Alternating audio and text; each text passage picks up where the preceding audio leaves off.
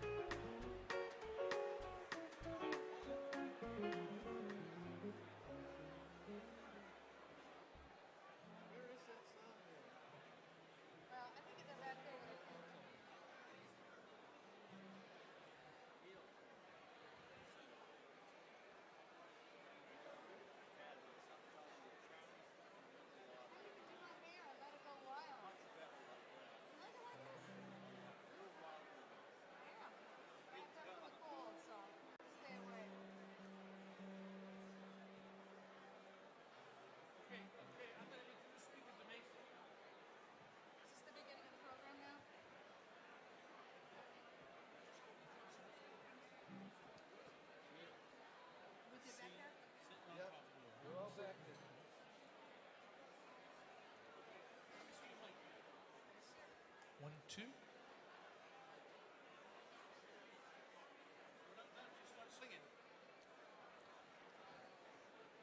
Ladies and gentlemen, please welcome to the stage tonight's Toastmaster, the Honorable Salvatore F. DeMacy, Speaker of the Massachusetts House of Representatives. I'm sitting on top of the world, just rolling along, just rolling along. Good evening, ladies and gentlemen. Please take a seat. I need my gavel.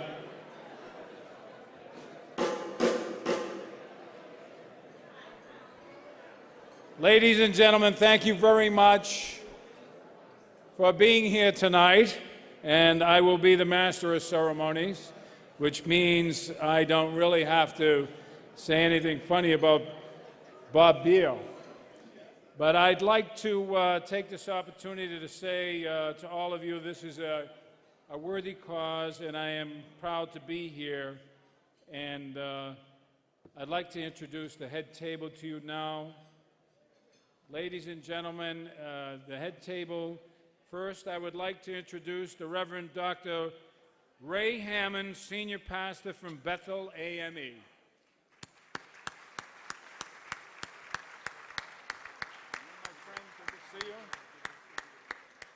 Next, I'd like to introduce Frederica Williams, President and CEO of Whittier Street Health Center.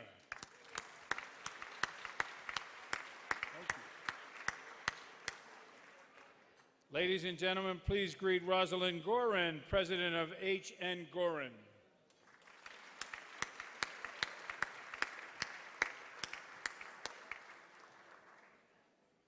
Ladies and gentlemen, welcome Bruce Beal, partner and chairman of the Beal Company.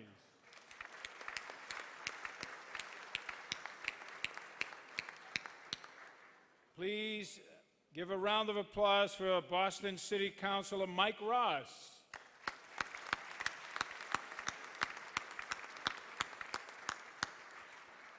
Grace Fay, President of Grace Fay Advisors.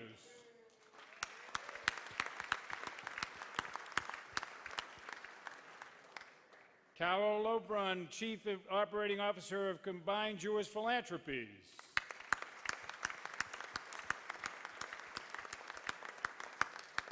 Let's welcome Bob Mahoney, the Executive Vice Chairman of Citizens Financial Group.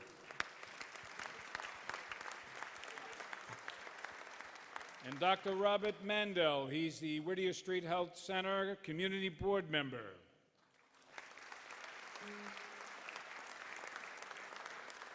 Please welcome my good friend, Phil Johnston, founder of and president of Philip W. Johnston Associates.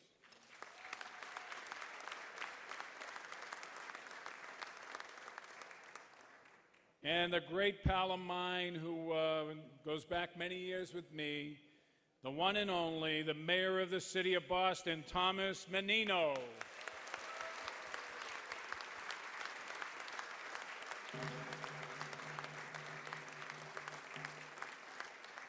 And now introducing the center of tonight's festivities, a man who serves his community with endless enthusiasm, who probably will be served on a platter tonight, the man we call top dog for Boston's underserved, the one and only Robert L. Beal, partner and president of the Beal Company.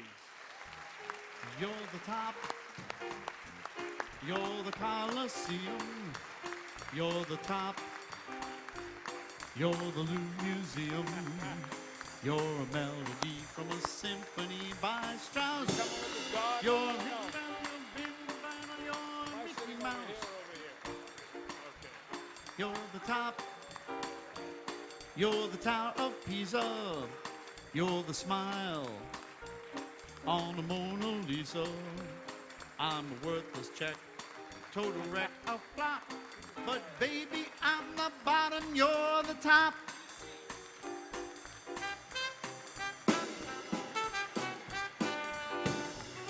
The one with the waggly tail. How much is that doggy in the window?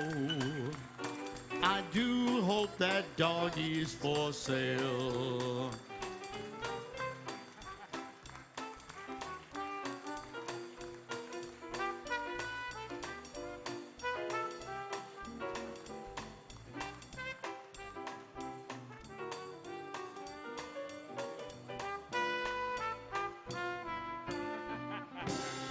And Monty, too, just wants to say hi.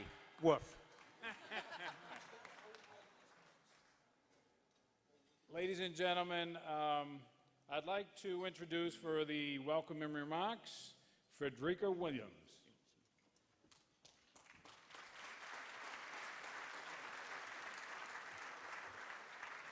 Thank you, Speaker DeMacy. Welcome to the Whittier Street Health Center's 15th annual roast. The roast is our special way of recognizing and saluting the efforts of outstanding champions and raise funds to support the delivery of health and social services to underserved communities. This April Fool's Day event is a celebration of the many contributions and achievements of our top dog for Boston's underserved, Robert Beal, partner and president of the Beal Companies. In addition to Robert's involvement in several professional businesses and organizations, both locally and internationally, he is an active participant in our community. He has generously served many community-based organizations, including the Whittier Street Health Center, with his time, talent, and resources. It has been a wonderful experience to collaborate with Robert Beal. His willingness to undergo some friendly roasting for a good cause, in combination with his genuine interest in our mission, has helped us to improve the quality of life for underprivileged children and families. Robert, we appreciate all you have done to help Whittier make connections with the business community and for your enthusiastic support of our mission. It has been a real pleasure working with you, and I'm grateful for your support. We are proud to call you our top dog and know we can count on your support and friendship for many more years. We also extend thanks to Robert's Yorkshire Terrier, Monty too, who is also very active in the community and is here today to help us make this roast a fun event. With our great lineup of roasters, Bruce Beal, Grace Fay, Rosalind Gorin, Carol LeBrun, Bob Mahoney, City Councilor Michael Ross, and our wonderful Toastmaster, Speaker DeMacy, we're in for a memorable event celebrating the many contributions of Robert, our top dog for Boston's underserved. This year, Whittier is also celebrating its 75th anniversary. The will of our founder, George Robert White, provided the resources to establish a chain of health units in Boston in the 1930s to meet the needs of poor communities. All of the diseases that plagued the community at that time have been eradicated, and I believe that with our continued focus on wellness and prevention and your support, we will be able to eliminate the health and social disparities in our community. As we continue to build on our legacy, we will further expand our services so we can serve thousands more who are not accessing health care. With your support, we'll be able to move the communities we serve from reactive to preventive well-being, ensuring effective, seamless, and equitable care to all. I would also like to extend thanks to a very special guest auctioneer, Mayor Thomas Menino, who has consistently volunteered his time to help raise funds to support our mission and has been an advocate for many years. Thank you, Mayor Menino.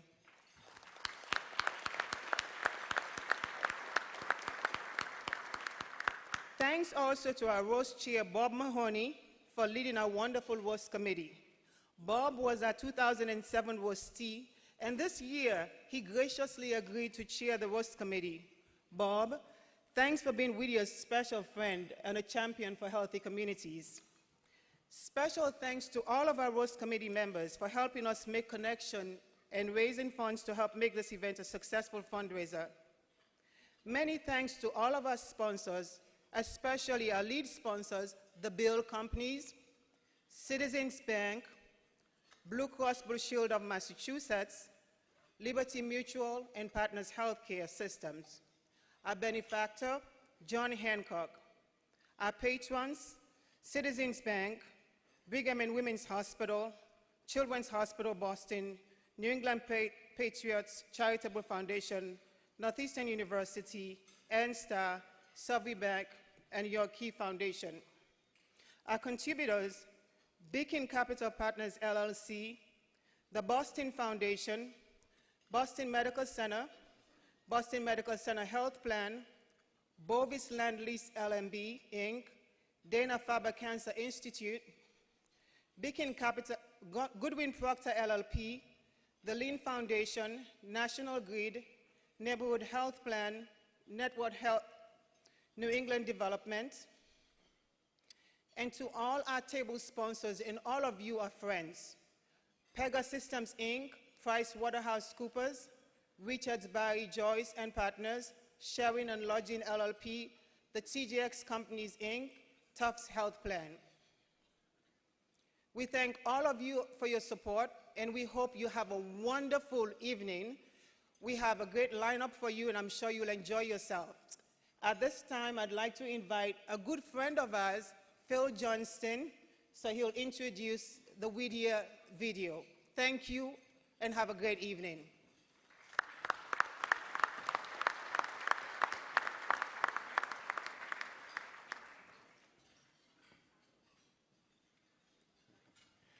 Frederica has outdone herself this year, don't you think? Let's give a round of applause to Frederica Williams. Now, the community health center movement in the country is perhaps the most important movement that we have in healthcare. Serves 17 million patients throughout the 50 states in our nation, including many poor and uninsured people in our country. And thank goodness that in Massachusetts we've enacted Chapter 58 with the help of, and the leadership of the man to my left, Sal DeMacy, and let's thank him for making sure that every man, woman, and child in this state has access to health care.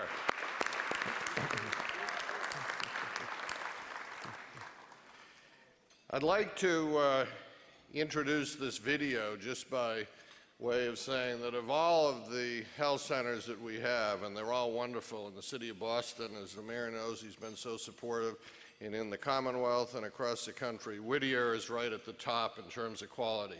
Let's take a look at the video and we'll learn more about Whittier Street Community Health Center. 75 years ago, 1 out of every 7 babies born in Boston died during the first year of life. George Robert White, one of Boston's leading philanthropists, had a vision, bringing care to where people lived. His legacy fund established a citywide chain of health units throughout Boston to save people from deadly contagious diseases. In Lower Roxbury, Whittier Street Health Unit opened its doors in 1933 to serve as a well baby clinic. George Robert White's legacy and compassion for others lives on as we launch the next 75 years.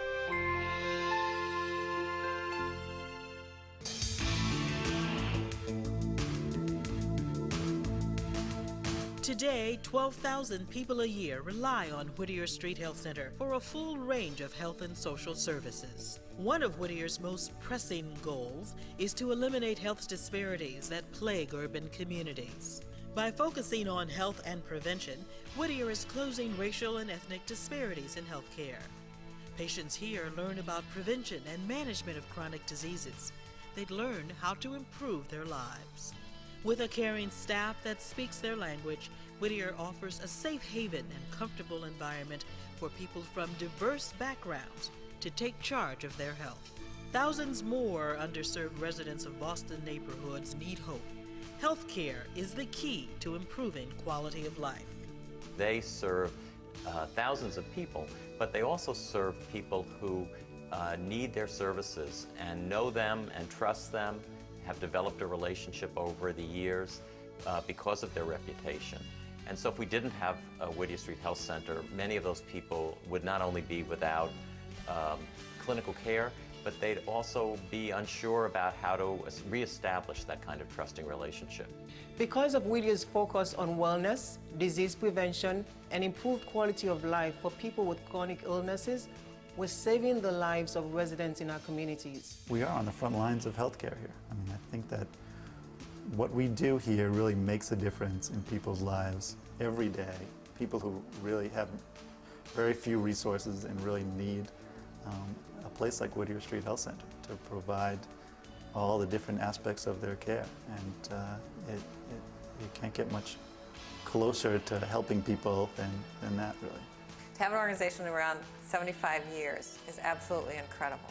But to have the vision to create a facility, an organization, and a building, and establish it in a community center, and to have it here forever and permanently, and saying we're part of your community, we're going to be here to deliver care to this population, that's another incredible vision, and that's carrying on the legacy. One of the remarkable things about the Whittier Street Health Center is their ability to innovate on a continual basis to reflect the service needs of their patient population. Whether it's men's health or it's customized diabetes services with support, whether they're dealing with the trauma associated with violence or they're designing programs for adolescents, they're willing to break the rules and to be creative and to adapt the ways the services are offered so that they meet the needs of the patient population. Whittier's full spectrum of innovative, high-quality, and cost-effective programs make a huge impact on men, children, the elderly, the disabled, and the poor, all who want and deserve a better quality of life. One of Whittier's most successful programs is the Diabetes Clinic and Multicultural Diabetes Medical Group. People join a group and share their experiences with others in their same language. In the comfort of Whittier, patients with different cultural beliefs learn how to manage their disease in a safe environment. Race Around Roxbury is an overweight after-school program for children that combines a nutrition curriculum as well as an exercise program. It's also an opportunity to give kids productive things to do after school rather than watch television or get into trouble in rough neighborhoods. I feel good about myself. I'm eating right. The Whittier Men's Health Program reaches out into the community to find men who need help. Men participate in rap groups and summits that help them cope with urgent stresses, as well as get the health care and support services they need. Arts therapy at Whittier reaches children with severe developmental and physical challenges. A team of music, drama, and art therapists at Whittier works with the children to improve language development, communication, and social skills. Whittier is a transformational leader in urban communities. Their focus on health and wellness saves significant dollars that would be spent in curing and managing chronic diseases. And they are saving lives. Everyone benefits from an investment in Whittier. An investment in Whittier will provide the much-needed resources to eliminate the health and social disparities that plague the communities we serve. Studies have shown that for every dollar invested in a community health center, the average savings is $3. It's more important than ever that we have well-functioning community health centers like Whittier Street Health Center, and we need to have them in facilities that are welcoming to the patient population and allow services to be provided with dignity and with a good deal of quality. Well, I would like to take this opportunity to invite you to come to see the wonderful things that are happening at Whittier, and so that you can be part of the legacy going forward. I'd like to have you come spend a day, see the people, meet the patients, get a feel for the incredible caregivers that are delivering the care. Get the sense of family and coordination that takes place at Whittier. You will never regret making an investment in Whittier.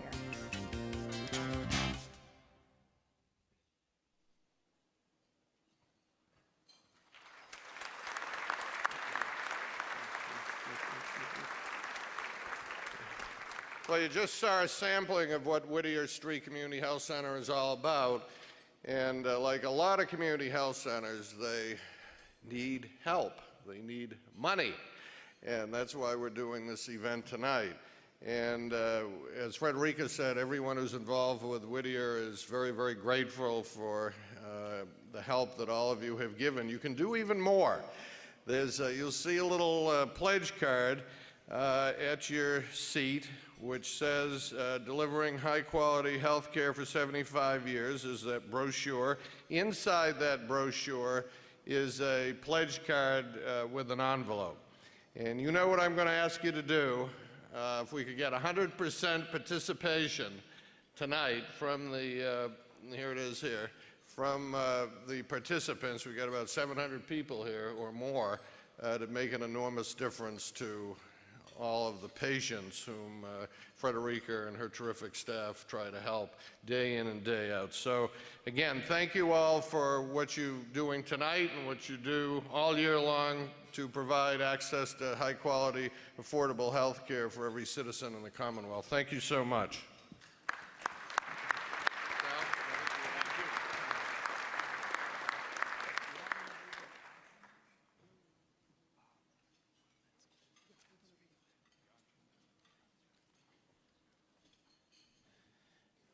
Ladies and gentlemen, before I go on with the program, I personally would like to say to Frederica and all of the staff members at the Whittier Street Health Center, I want to thank them for the work they do on the front lines of health care.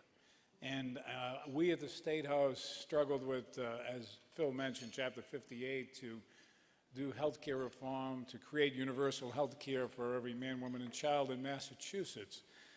But it all depends on the good work that you do at the health centers. It all depends on the good work that you do in the community that you serve. So from all of us at the State House and all of us who are involved in the health care reform bill, we say thank you. Thank you for all you do. And I know Phil Johnson also mentioned that I helped do the health care reform bill. I did not do it alone. So I'd like to take this opportunity right now because she's here sitting in the audience and she has just completed her first year as the Senate President, someone who I've worked with very closely over the years, but not as closely as the last year. She is someone I respect so very much. She was extremely involved in helping us do the health care reform bill. She was an integral part of everything that we're doing up there and her new initiative on making sure it's affordable as well. She just completed, as I said, her first year. My great friend, who I work closely with, Senate President Therese Murray. Let's have a hand for her. Thank you. Thank you. Terry, thank you. Thank you for being a good friend. I appreciate it. And now, ladies and gentlemen, I will turn this over to my longstanding friend who has really done an unbelievable job in the city of Boston. He will conduct the auction. He is the mayor of America, the greatest mayor that ever lived, the mayor who has done so much for this city to move it in a direction of great prosperity, a mayor, Tom Menino. He got the whole world in his hands, he got the whole wide world in his hands, he got the whole world in his hands, got the whole world in his hands. Thank you, Mr. Speaker. I appreciate that introduction. I have a list of bills in my pocket that I want released from third reading tomorrow morning. You heard how I'm his best friend, right? All the stuff stuck there. It's like a dead hole, black hole. No, it's all over on his side, Madam President. So it's really great to be here once again for the Whittier Street Health Center 75th anniversary. And like the video said, 75 years of service to the community that unequal to others. You know, the racial disparities and those great hospitals we have in the city. in those shadows of those hospitals, there's a lot of folks in our community who aren't getting the necessary health care. Because of what Whittier Street does every day, it reaches out to those people and gives them the opportunity to have the health care, to have a good life. And so I want to thank Frederica Williams and all her staff. And I got involved with Whittier Street Health Center. I was mayor for about 24 hours. And Elmer Freeman came to see me. Where is he? Oh, you still here? What payroll are you on now? Did somebody pick you up? They needed a payroll to put you on. Okay. He's on the speaker's payroll. Oh, good.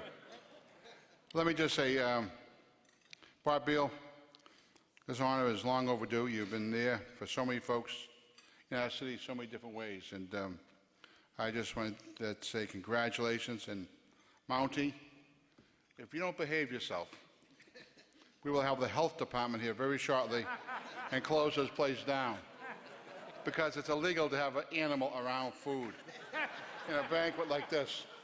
So, Robert, put him in the cage and get him out of here. Well, it's payback, because I even gave him a speech one day at the United Way breakfast, and all I heard in the background, kit, kit, kit, kit, kit, kit. It was his dog. I don't have a dog. It's getting even with my dog. I don't have a dog. But it's great to have you here with your partner. Sal, you need more than a dog right about now. Sal is a good guy, let me tell you. I worked with him on so many social issues the last several years. And, you know, this business of ours, a little difficult at times, but we all get through it because we all have the same purpose, to make life a little bit better for the people in our districts, our city, the Commonwealth of Massachusetts. Now, the lights go up, please. I want to see everyone out there. Put the lights up. Nobody's listening to me. What's going on there? Usually when I speak, somebody listens. Do we have a member 103 here, local 103? So they can turn the lights up. This is a union shop, isn't it? All right. I have 4 items to auction off, just 4. If anybody else has anything else, bring them up here. The first one I'll auction off is a Eastham Getaway. This is Phil Johnson's Hideaway. It's April. Can summer be far behind? Think sun, sand, and margaritas. Enjoy a one-week stay at a beautiful summer home overlooking the water on Cape Cod. Sleep 6 has many amenities. Prefer use before July 4th or after Labor Day. If you go high enough, I think we can convince them to give it in between. I'll be the arbitrator if we get enough. If we get $10,000 for this, you can have that and a few bottles of booze thrown in. Do we get about, how much do we want to get that for? $750 a start? I can't see out there, but it's okay. Do we have $750 out there for a week? Eastham? It's a great opportunity. Phil Johnson slept here. $750 there. Do I have 800? $750 there, 800 back there? 850, 850, Just think, Phil Johnson, he was close to a lot of politicians. 850 out there any place? Maybe you don't like that idea. Phil's not staying there with you at the same time. 850, do I have $900 back there? 950, 950, 950 right. You're bidding against yourself, that's good. 950 right there. 950, you have $1,000. $1,000 right there. You have $1,100, 1,000 right there. 1,100, 1,000 right there. 1,000 right there. Do I have 1,100? Do I have 11? Come on now. This is all charitable donations. $1,100. The Senate President. Now, Mr. Speaker, you always have to up the Senate President. 11. I'll split it with you. Do I have 1,100 once? Do I have $1,200 out there? $1,200 anyplace out there? 1,100. You get 1 week. She's happy. Do I have 1,100? Do I have 12? 1,100 once? Twice? Sold to the Senate President.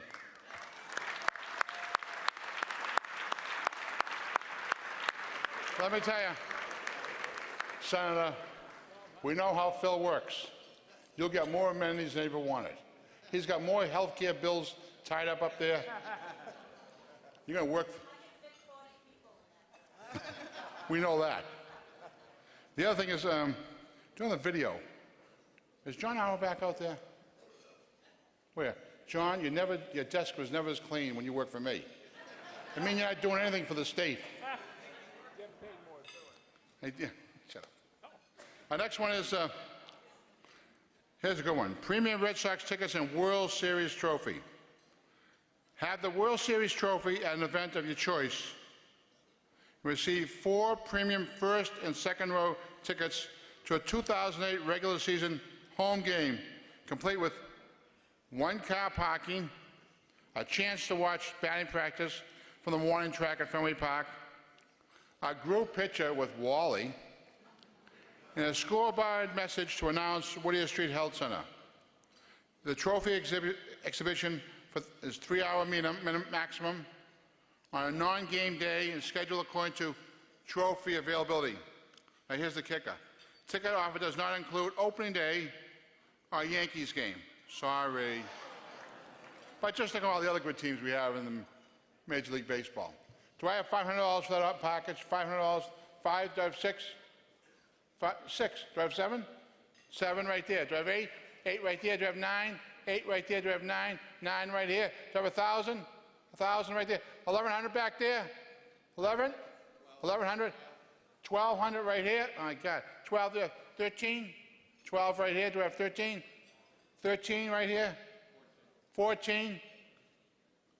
14 right here. Do I have 15? 15 right there. Do I have 16? 16? Do I have 17? 16, 17? It's only another $100. $1,700 right there. Where? 17 right here. Oh, God. 18 right there. Do you have 19? Do you have 2,000? Might as well go 2,000. 2,100? Yeah, 2,100, 22. 22. 23. No.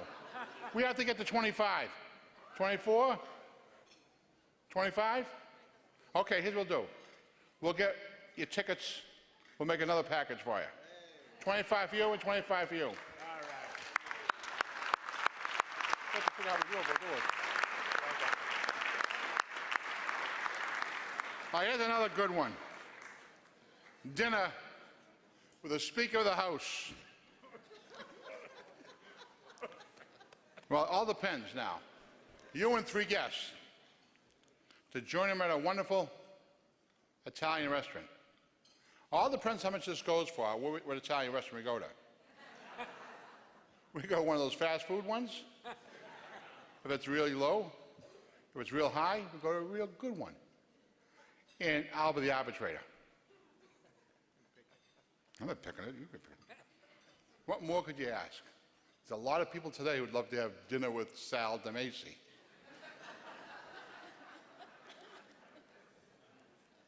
All right. You can bid on this. I don't want to have dinner with you, that's pal. It would cost me money besides this. Do I have $500 to have dinner with Sal DeMacy? 5, 6, 5, 6, 6, 6 right there. Do I have 7? Do I have 7 right here? Do I have 8? 8, 7 right there. This side of the room, do you guys have a bid up here? What's the matter? Were you all guests of somebody else? 7 right there. Do I have $800? Do I have $800 out there someplace? 800 someplace out there? 800 way back there. Do I have $900? $900 right here. Do I have $1,000? $1,000 right there. Do I have $1,100? $1,100 right there. Do I have $1,200? $1,100 right there. Do I have 12? 12 way back there. Another country back there. 12.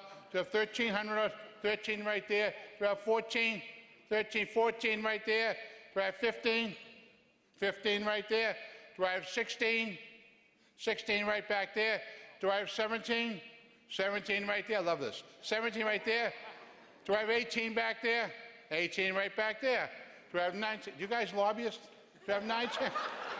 That's the governor back. That's the governor back there. Do you have 19 right here? Do you have 19 right here? The governor back there. He wants to have dinner with Do you have 19 right there? Do you have $2,000? $2,000 back there.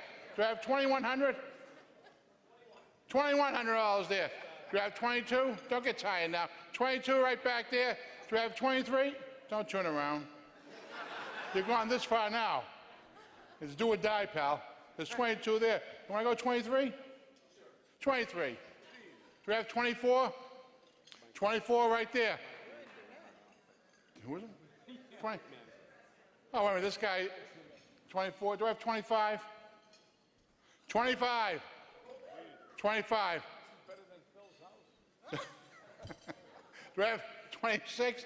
26. All right, 26 going one. Anybody else in the room who wants to bid on anything? $2,600 back there. Once, twice, sold to that gentleman back there.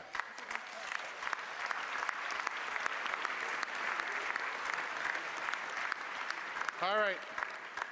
Now, this is the next one. Breakfast with me. That's at 4:30 a.m. in the morning. $25. He gave me a, okay. You think it's that cheap? Okay, that's all right. My feelings aren't hurt. You don't know what I'm taking for breakfast, do you? $25. $1. All right, don't miss, it's breakfast with me, that's all. You can have a great cup of coffee, eggs, anything you want to have. We'll have it the Four Seasons. All right? You have to ride the bike in the morning before? You have to, yeah. I'm not going to price myself. It's priceless.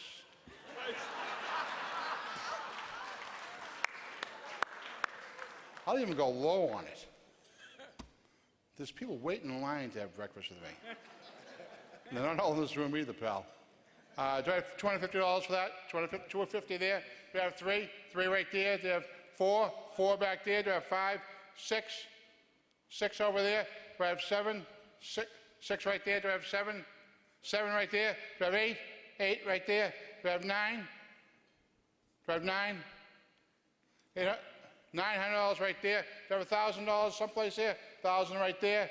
Gary, thank you, Gary. $1,100 right there. Hey, wait a minute, something, hold it. Do you guys understand we're auctioning off something very valuable on this side of the room? Don't you guys bring your checkbooks? It's tax deductible. Do I have $1,200 right there? $1,200 right there. Do I have $1,300? 12 right there, 13 right there. Do I have 1,400? 13 right there. Do I have 14? Do I have 14, 13 right there. Do I have 14, 13? Going once, twice. Oh, $1,400 right there. He's bidding against. 14. What are you doing your flag? What do you think? What do you think of Daytona? Huh? Oh, $1,400 back there. Sit down, you. We are $1,400 right there. $1,500 right there. So I told you the first time you should bid. $1,500 right there. Do I have 16, 15 right there? Do I have 16, 15 right there? $1,500 going once. What's the matter down the corner there? You know, 16? $1,600 there? 50. You went up to 14. Another $200 doesn't make a difference. 14 right. 14 once. Twice. Sold to Daytona Beach right there. Thank you.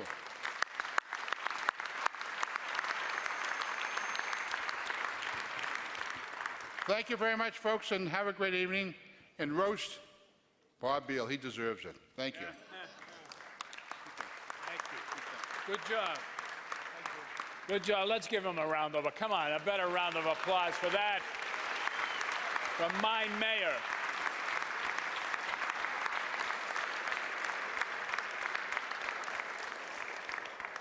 Tom, I'm going to make an announcement tonight. I'm with you. And you're never getting any of those bills out of third reading. Now, ladies and gentlemen, I'd like to introduce for the invocation and a few remarks another good friend of mine who I've worked with over the years and who's been very active in providing services, especially health care reform for those people that are underserved in this community and need help. And he is a great person who's dedicated a lot of his life to helping people, the Reverend Raymond Hammond.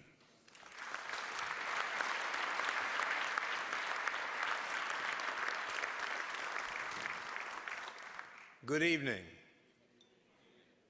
That's about normal for New England. All right, let's try this again. Good evening. Ah, they're alert and awake out there now. As you well know from your program, I am here to invocate, to offer a moment of blessing, reflection, and general niceness before we get on to tonight's real business, and that is ribbing, roasting, skewering, skinning, frying, panning, pillaring, and pulverizing Robert Beal. But before we pray, I want you to open your program to page 5, and along with me in this season where we are carefully checking all things that people are claiming and saying, some interesting facts from this biography. Well, the first thing that I took note of was that Bob said that he graduated from Harvard College with honors. I had heard that he was there during the 60s, and as we all know, nobody was studying during the 60s. However, he was there during the early part of the 60s, and so it's entirely possible that he actually went to class. So this may be, in fact, accurate. However, if you look at the long list of boards and activities in which he participates, several questions have to come to mind. First, when does this man find time to actually run his company? And what is the thread that connects an academic teaching hospital, the zoo, the arts, and community philanthropy? Bob is either very confused, or as your presence here tonight demonstrates, he's a man with a broad mind, a big heart, and arms wide enough to take in a huge community that includes all of God's creatures. He's a character, but what a special character he is.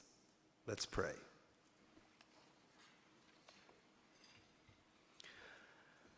God, we bow our heads and join our hands as we offer gratitude for the gifts of life and love and relationship. And we ask your blessing upon this gathering and upon everyone assembled here today.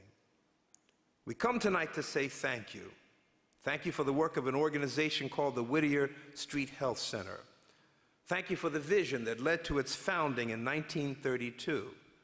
Thank you for its more than 75 years of service to this city, for the 12,000 people it reaches with healing and hope, for its ministry to the homeless and the elderly and the disabled and the chronically ill.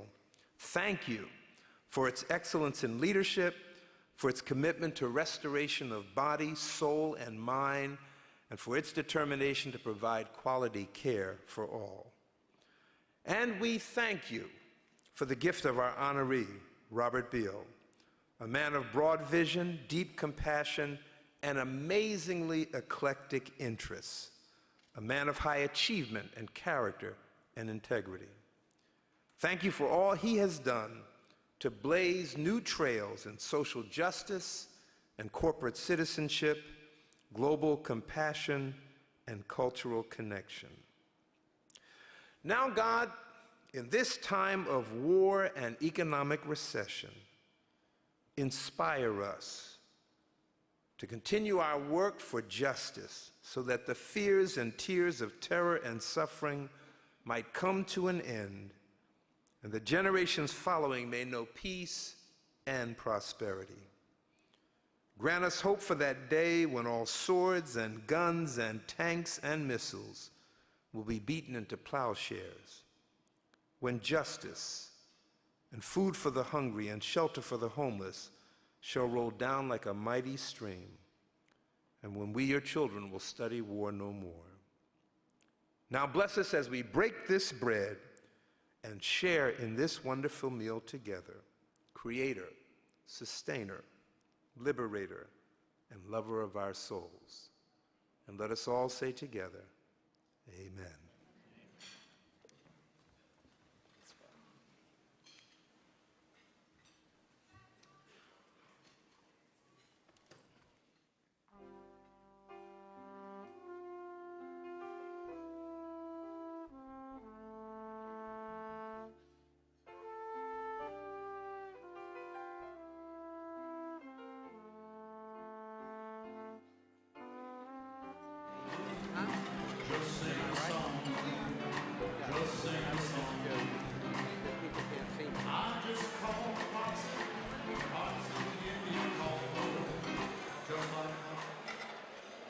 Thank you, thank you. We're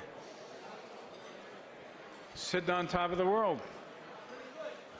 Ladies and gentlemen, actually you should change that to it's a small, small world. Anyway, ladies and gentlemen, please take your seats. May I have your attention? Are you ready, Bob Beal, for this? Are you ready, Bob? If it goes out of hand, Monty will bite. Monty will bite me. Tom Menino left. I think he went to buy a dog, Bob. So let's get on with the program and the roast. And the prayers have been said for Bob already. And now you must repent because your punishment is due. That good, Reverend? The first roaster is a relative, Bruce A. Beal. He's Bob Beal's brother, partner and chairman of the Beal Companies, and Bruce and Robert Beal are the fourth generation of their family to direct the firm. Since 1959, Bruce has been involved in all phases of real estate development, financing, consulting, appraising, and management. He is a member of the Greater Boston Real Estate Board, the American Society of Real Estate Counselors. He is very involved in the local community in the areas of education, health, and the arts through such institutions as Harvard University, the Museum of Fine Arts, Eye and Ear Infirmary, Beth Israel Deaconess Hospital, Boston Symphony Orchestra, Boston Public Library, and the Children's Museum. Please, ladies and gentlemen, let's give a warm welcome to Bruce A. Beal.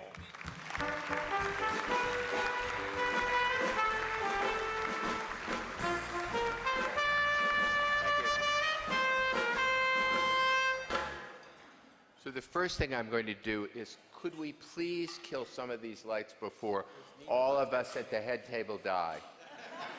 And maybe turn up the other lights so everybody can see, because I promise you none of us will make it till the end of the evening, and worst of all, something will happen to Monty. No lights. No electricians. So, I'm actually not going to roast Bob because I have too much stuff on him. And I thought about it, and I wouldn't be comfortable doing that. I'm the older brother, and for those of our friends here tonight that are in the political world, I'm the invisible brother, because I tend to spend my time on the cultural things in the medical world. But I'm very pleased to be here. To talk about my brother, to talk about everything he has done, which all of you here recognize. As I look out, I'm reminded of what I said to many of our friends who are here tonight, and some who aren't, at his 65th birthday, when I looked out and I said to some of our friends who were in politics, I can assure you that he's not running for office, because I had never seen so many people. And as I look out tonight, it's a great tribute that there's so many people here. Bob is a truly unique person to his family. I have one of my sons, my oldest son, Christopher Beal, is here tonight and came up specially to go to this. Unfortunately, my daughter, Alexandra, has chosen at the age of 39 to go back and move from pediatric endocrinology, and like Bob is never satisfied with the status quo and has decided to do a psychiatric residency, and at the moment has to do her medical residency over, or a part of it. So she could not come, and my son Bruce, who represents the 5th generation of our family in real estate, has just come back from overseas, and so he apologizes and begs forgiveness. But Bob is a unique individual. Bob and I are 5 years apart, and while growing up, it was a small gap, a large gap. As we got older, it closed, and we've worked together since 1975. And I can only remember once in all those years having a rip-roaring disagreement with him when we were on vacation in France and our dad took sick. And we were on the phone, and one of us wasn't understanding the other one. And we had a discussion, and finally we looked at each other and said, what a silly discussion this is, what a silly argument. Bob has done, and I'm sure will do until the end of his days, or when he goes into the drool period, as we say, wonderful things for this city. Yes. Here's the napkin. Has done wonderful things for this city and the community around him. And we're all enormously in our family proud of him, proud of what he does, proud of the people he champions, and the causes that he takes up. And as you said earlier, Mr. Speaker, there's no relation between any of these things, except he finds areas where he believes his involvement will make a difference. And he does indeed make a difference. I'm very proud to be his older brother, and I'm always content to be invisible in the things which he's so good at. I'm thrilled to be here tonight. I know Christopher Beal is pleased to be here, and I appreciate, as his brother, the honor that is done to him tonight. Thank you. Good job.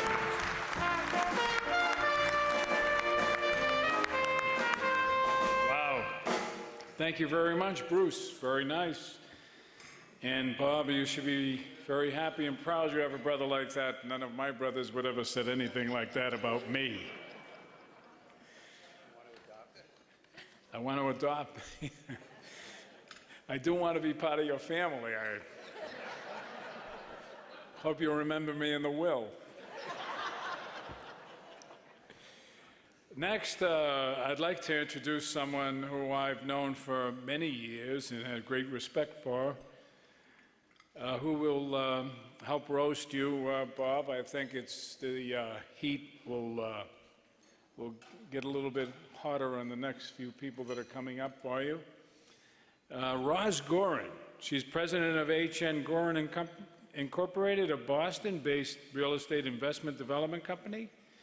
Long active in civic and nonprofit endeavors.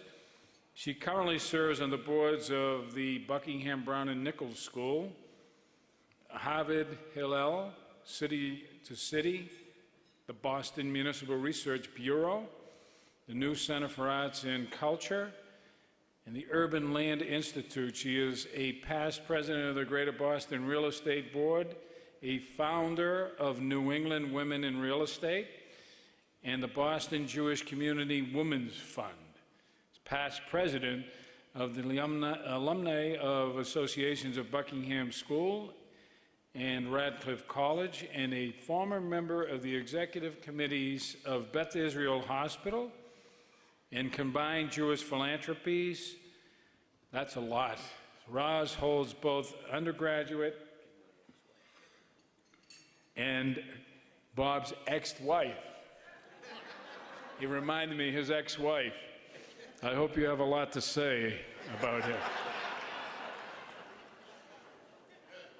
We want to know why you became the ex-wife, maybe. I don't know.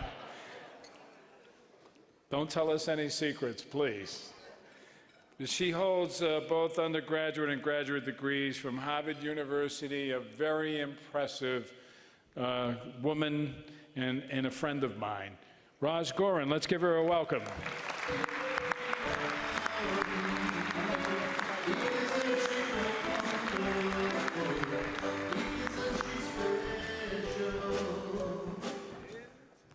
Okay, so I've blown $2,500 on the Red Sox, and I've had a couple glasses of wine, so I'm really ready. Let's hear it.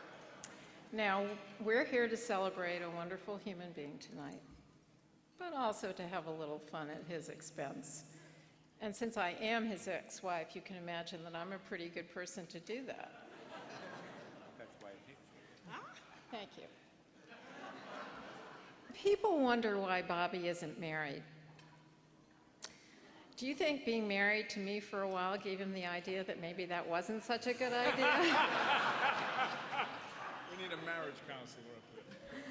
And speaking of Bobby, I can call him Bobby, Bruce can call him Bobby, and a couple other people in this room can call him Bobby, but he's Robert to you, and don't you forget it. And if you can't take that, you can call him Bob. Anyway, everybody knows what a great dresser Bobby is. How his Argyle socks always sport the same colors as his Hermes ties. How he gets his shirts made at Turnbull and Asser. How Charlie at the Andover shop makes his custom-made suits. Good, I'm glad you didn't put that picture up there yet. But it is on my monitor, and I'm going to show it to you in a minute, because I want you to know there was a time when Bob Beal was actually informal. And here it is.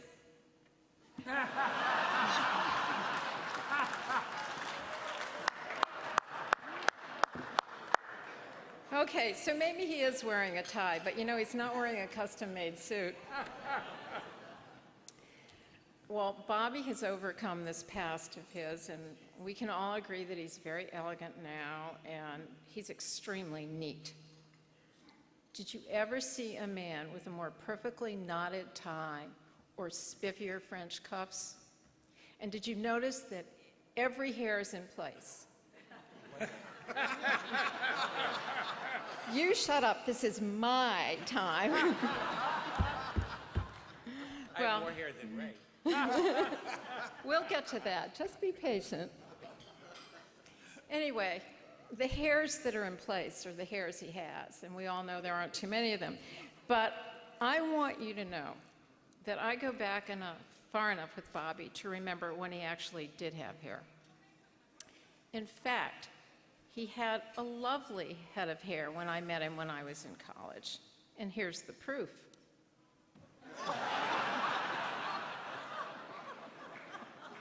Doesn't it look great?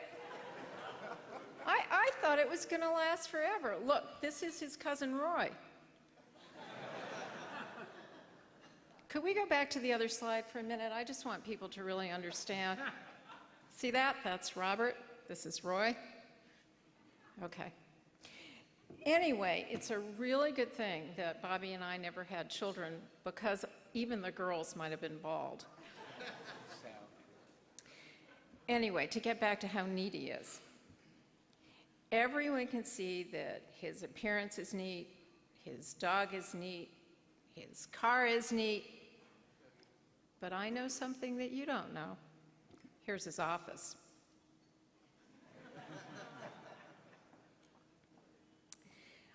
This is his desk.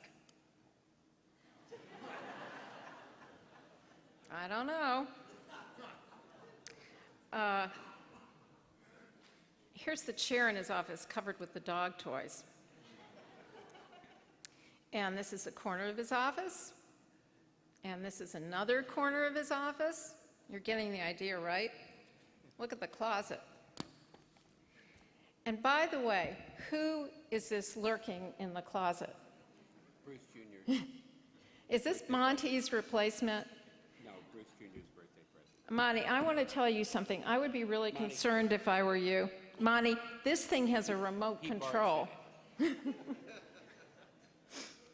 Speaking of the office, I have another little revelation for you. Everybody thinks that Bobby runs the company, with Bruce, of course. You want to know who really runs the company? Look who's sitting in the chair. Now, Bobby does get to use the chair when Monty gets tired and has to lie down on the carpet to take a rest. But when Monty wants the chair, Monty gets the chair. And poor Bobby has to stand while he makes his phone calls. Of course, if he didn't have all that stuff on his desk, he could probably pull up another chair. But since he does have all that stuff on his desk, he uses the counter. What a mess. You think I messed up these papers for the photo, don't you? No, that's the way it is. By contrast, however, here's another little revelation. This is Bruce's office. Bobby's office, Bruce's office, tidy office, tidy mind, untidy office. You fill in the blank.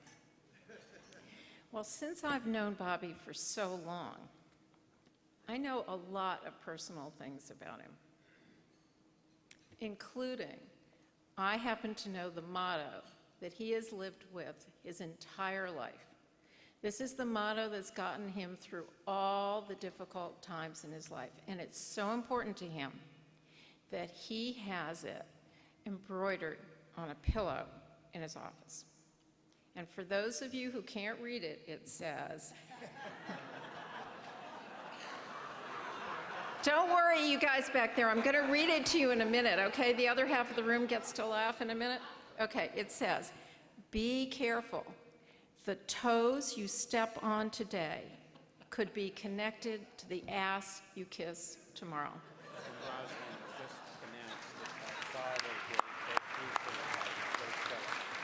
Oh, Bobby wants you to know that this was also Al's motto, and he gave this, Al, their father, and he gave pillows to both Bobby and Bruce. Now, on another subject, one of the things that people admire about Bobby is that he's a connoisseur. He's a world traveler, he knows a lot about food, and he's a rather sophisticated art collector.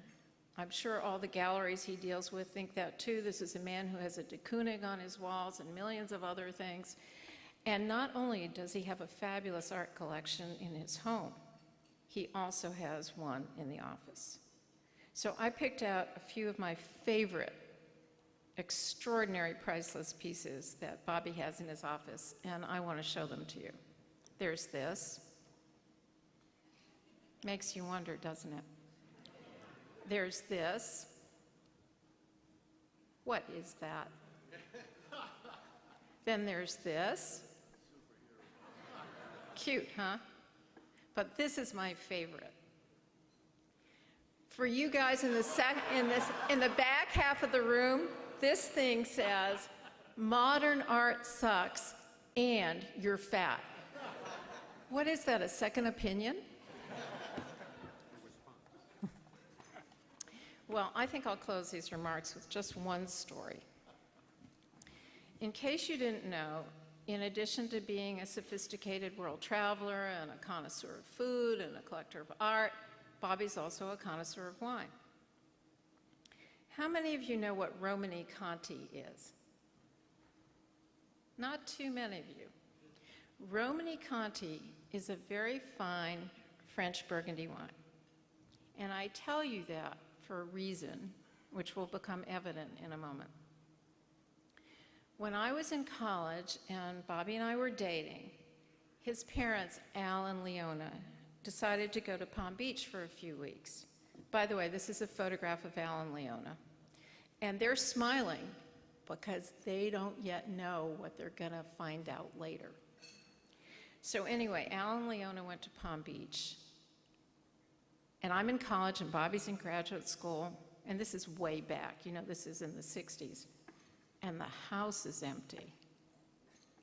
The parents are away. So Bobby and I decided to do something really wild and crazy. You guessed it. Have a formal dinner party for 6 couples. So we get everything ready. Bobby goes down into Al's extensive wine cellar to get 6 or 8 bottles of wine. That's right, the Romani Conti, the wine that Al was probably saving to celebrate the birth of his firstborn grandson, or the end of taxation as we know it, or I don't know, the resolution of the Traeger case. That's an inside that Bruce and Bobby and a few real estate people in Sal DeMacy know about, but most people don't know. Okay, but just get the idea. Al was not intending that a bunch of people who couldn't tell the difference between Thunderbird and a fine French Burgundy were going to drink it on a Saturday night. And we drank it all. So I was really, really glad that I was in my college dormitory when Al came back from Palm Beach. And I think Bobby still has the scars. Anyway, well, that's my job. Tell a little dirt on Bobby. But what I want to say at the end of this is that we're here because of what an extraordinary human being Robert Beal is. I mean, who but Robert could have 350 people come to his 60th birthday party? Everyone who knows Robert Beal admires him. Everyone who knows Robert Beal adores him. And I'm no exception. So I'm really honored to be here with you tonight to celebrate him. Thank you.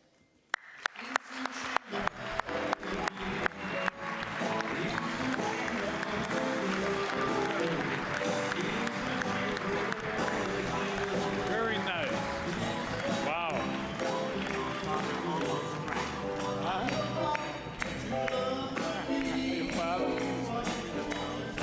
Wow.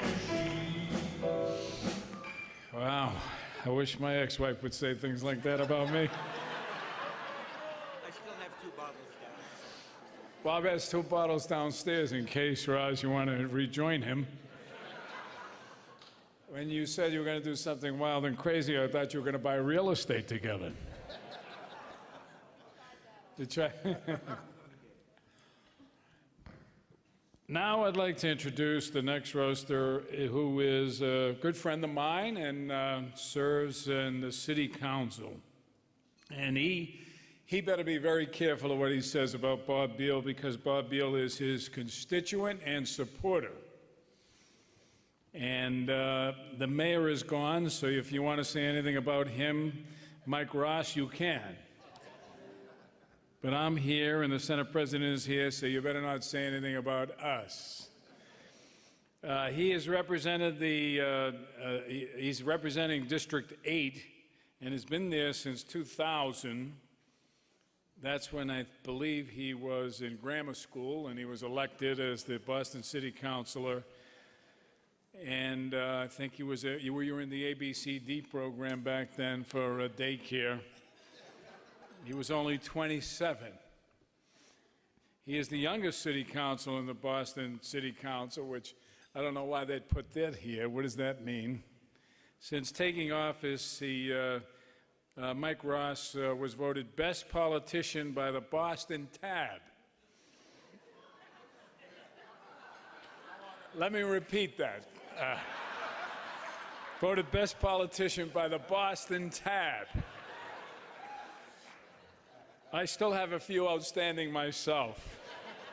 Served as commencement speaker for Fisher College, and he was featured in Boston Magazine as one of 40 Bostonians to watch. By whom? The Boston Police.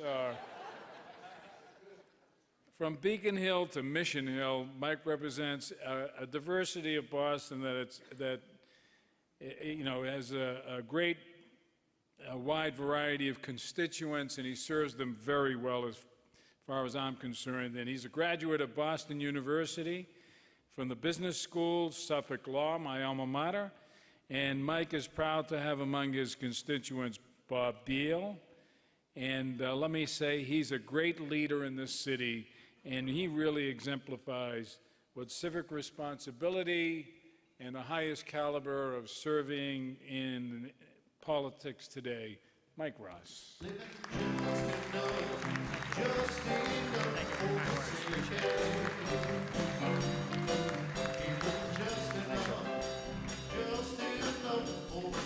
Thank you, Mr. Speaker.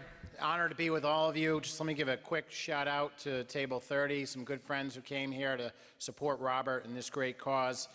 I am so happy to be with you. He's already starting over here. What's he doing?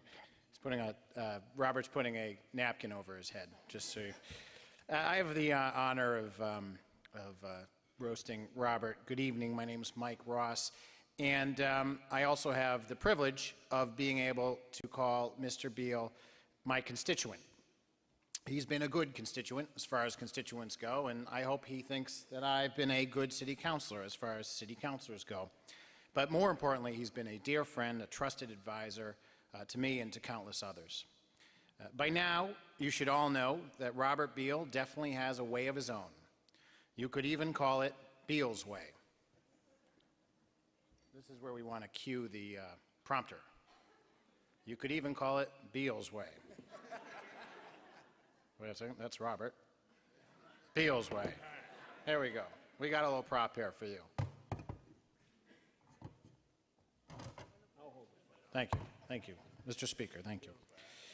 Anything to help. Thank you.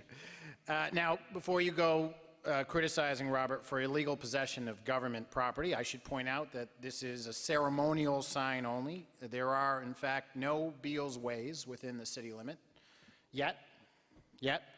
And, but it is this Beal's way, however, that is the subject of my tribute tonight to our dear friend Robert. It's Beal's way to wear a hunter's cap to keep his head warm during the winter. Beal's way doesn't mind the funny comparisons it might draw. This, of course, is an unfair comparison, but not an infrequent one for those in power, as shown in this next picture of John McCain. Speaking of Republicans, it is Beal's way to bolt from the party when party bolting is in order. Of course, this person may have contributed to his exodus. And this one. And this one. It is Beal's way to thoughtfully remember just about everyone's birthday, to painstakingly record these dates in pencil in his trusty calendar that he carries with him at all times. There it is. And then transcribes into a new calendar every year. This he does despite the fact that he has a state-of-the-art office with 45 employees, all of which have access to computers and report directly to Robert. It is, after all, Beal's way. It is Beal's way on people's birthday to send them a birthday card. For many, it is the exact card that they had received the year before. It is the same card he sends to everyone.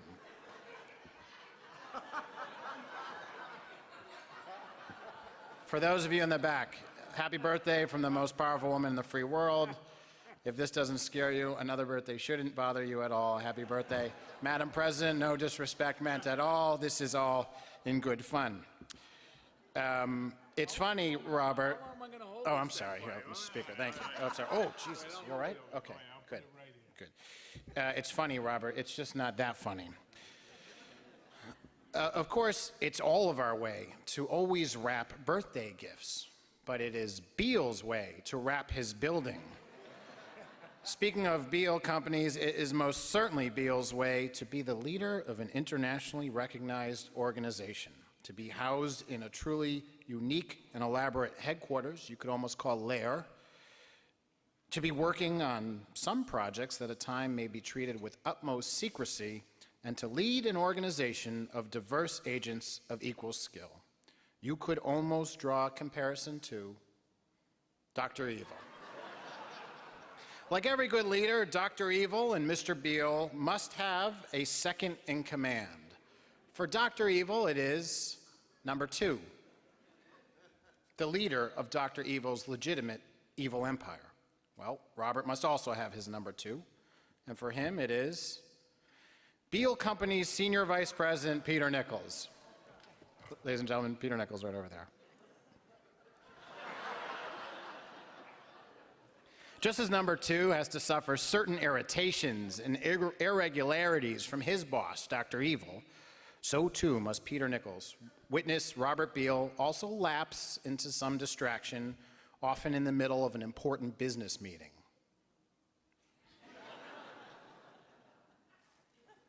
Ah, Monty, just what is it about powerful leaders and their pets? Is it perhaps a coincidence? Or is it more? As Dr. Evil famously said in Goldmember, the third installment of the Austin Powers trilogy, you are not so different, you and I. Maybe there is more to this connection. And just who is this Monty 2, after all? That name, Monty, could it be a subconscious reference to yet another follically challenged business tycoon? One Montgomery Monty Burns? Just what is it, this pattern of leadership? Their quest for power, their loyal and fawning advisors, their Mr. Bigglesworths, Monty Twos, and Bobo Burns teddy bears. Is world domination a course that is taught at the Harvard Business School, one of Mr. Beal's alma maters? Perhaps it is, my friends. Perhaps it is. You know, it wasn't always this way. As a young man, Robert wanted very much to launch a career as an actor in Hollywood. However, his dream would soon come to a crashing halt as he lost his bid to play the role of a lifetime. The all-American teenager Richie Cunningham on the sitcom Happy Days. But things got stranger still when his budding music career was cut short as mediocre bands like the Kingston Trio were replaced by far more exciting sensations, like Elton John. Even then, Robert, you were setting trends. No, for Robert, it wasn't going to be a page out of someone else's book. It was and always has been his unique rhythm of living. And it's not just about funky Swatch watches, red ties from Brooks Brothers, and rare artwork that hang on the walls of his office and home, although certainly there's something to all of that, but rather, and in all seriousness, it is about a kind and caring man who dedicated his entire life and resources to others besides himself, as initiatives like the one that joins us here together tonight. Robert Beal certainly has lived and acted in his own unique way, and it is an example that we can all learn from. Thank you.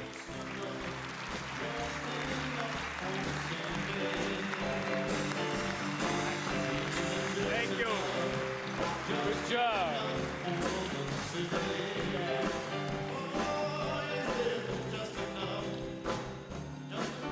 Very nice.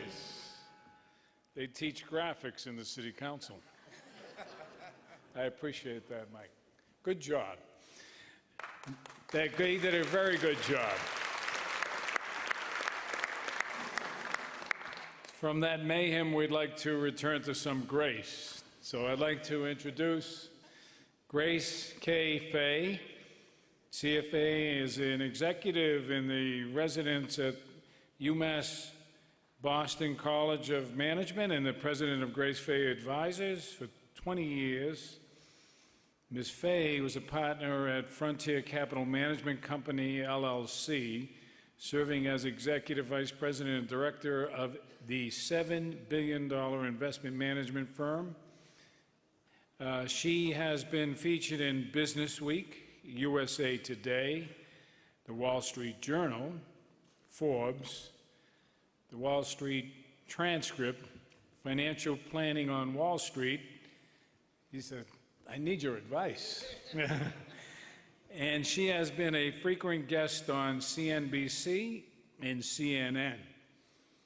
And Ms. Fay's service to the community has included leadership for the University of Massachusetts, which we are grateful, and the Board of Higher Education, the Museum of Fine Arts, Zoo New England, Commonwealth Institute, Harvard's Kennedy School of Government, and Massachusetts General Hospital.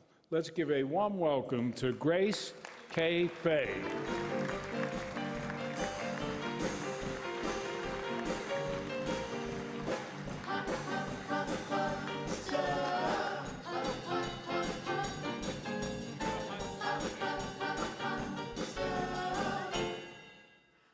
making sure I don't step on Mountie here. I'm so happy to be here and was so honored to be asked to be a roaster of my friend Robert. Just to put this in context, Robert and I met probably 14 years ago when I found myself on the board of what was then called the Commonwealth Zoological Association, which is now Zoo New England. And I was told by someone to go and talk to Robert because he had run the zoo as a volunteer for many years, and I was trying to figure out what exactly was wrong and how could we get it righted again. And Robert, right from the start, was able to put me on a really good path. So tonight, while it's really wonderful to see so many of Robert's human friends here, I'm going to spend a few minutes talking about some of Robert's closest friends that couldn't make it.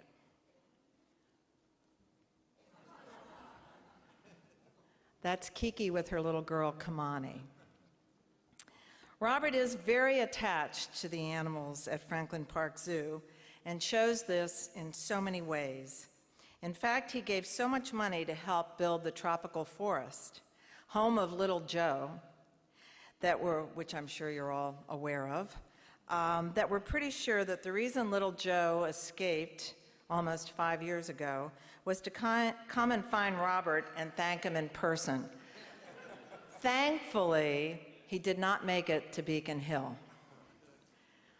Another way that Robert demonstrates his attachment to the animals at the zoo is in his attire. Here we have a picture of Robert with Brian Raffinelli at our Black Tie Zootopia fundraiser. Well, actually, this picture doesn't really give you the most accurate sense of Robert's idea of formal wear. Maybe this one will be better. Roz, this is when he really does get semi-casual, I think.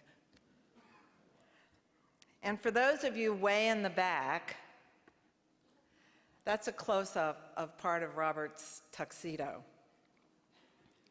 But Robert's attachment to our animals goes much further. Back in the 1980s, when the zoo was run by the Commonwealth, and Robert was head of the Boston Zoological Society, he took a call from then zoo director Rich Nagley that the gorillas were suffering from boredom and were not procreating. "What do you want me to do?" Robert was said to have responded, "Buy them gorilla porn films?" Well, we don't know exactly what happened as a result of that call, but there were a number of gorillas born at the zoo in the following years. Not that I'm suggesting any paternity issues.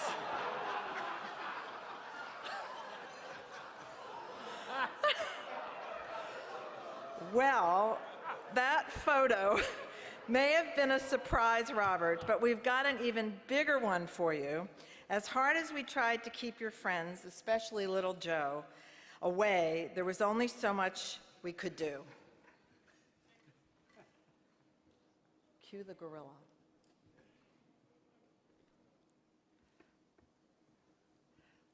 We do have Here Comes Little Joe.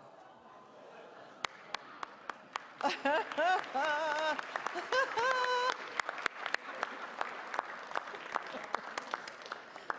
hope Mountie won't get scared. Okay.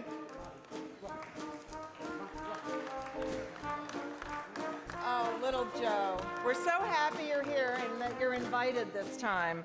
And he's brought you a little present. Why don't we see what it is? Robert, would you like to open that up? I think it's something very special.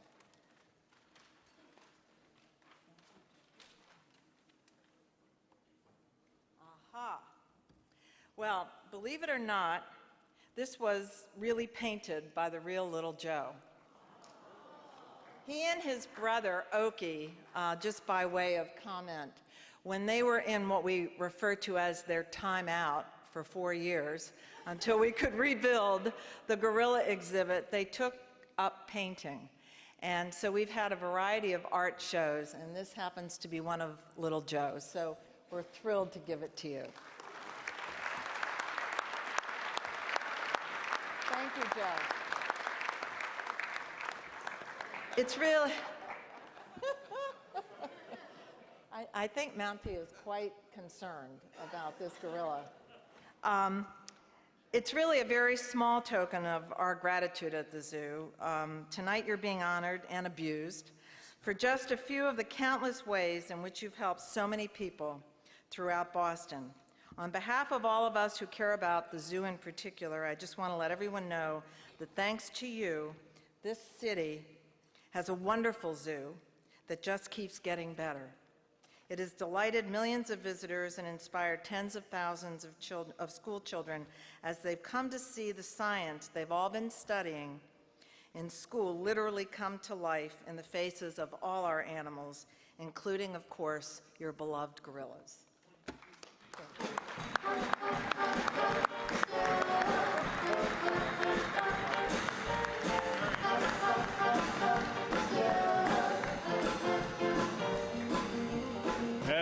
Give her a round of applause, ladies and gentlemen. Grace. Thank you very much, Grace, for allowing me to be on the same stage with a gorilla. I hope the Herald was not taking a picture of that.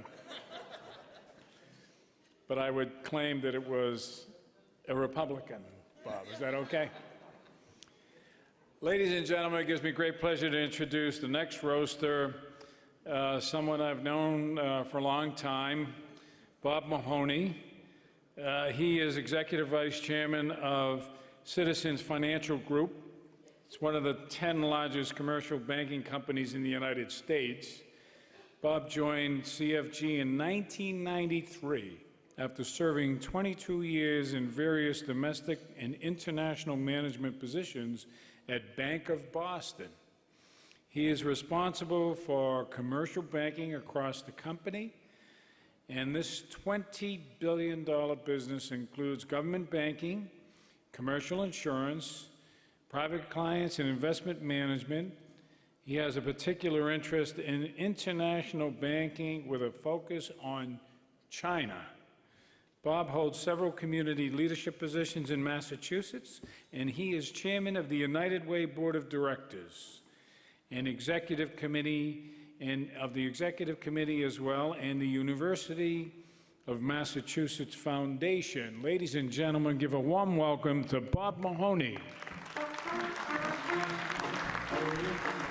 Oh, we're in the money. That's it.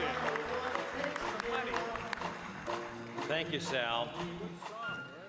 I'm glad that I wasn't the one to introduce this issue of Bob's relationship with animals. Let the record reflect that Grace brought it up. And I just want to take it to the next logical step. So here we are. We've seen this picture. And here is this wonderful little Yorkie that you saw Bob carry in. Wonderful little Monty, too, named after Mountbatten. He's a British dog, a British English Yorkie. And a lot of people think, as you heard tonight, that Bob is a wonderful guy and he's a popular guy and everybody wants to be with Bob. This is the reason why people want Bob at their parties, because he puts this little dog through this act. And for the many, many years that I've known him and Monty, every night before the party's over, Monty has to bounce a balloon off his nose. And I suspect before this night is over, you will watch this poor little dog work for his supper, bouncing a balloon off his nose. And so this is getting a little old for Monty, I'm told, and he's actually thinking about retirement. But I'm going to let him speak for himself, and he doesn't speak well into a mic, so we actually have him on a cell phone. And so we're going to talk to Monty directly, so everybody in the back can hear. So Monty, it's great to have you with us tonight and to talk to us on Robert's big night. Are you there? Hello. Yes, Monty, it's so great to have you here on Robert's big night. I think it's only right, because I'm really the star of the show. Well, I understand that. So Monty, I understand this balloon trick is wearing a little thin, and you're finally going to give up on it. Damn straight. I've got terrible backaches, my legs are killing me, My nose always smells like rubber.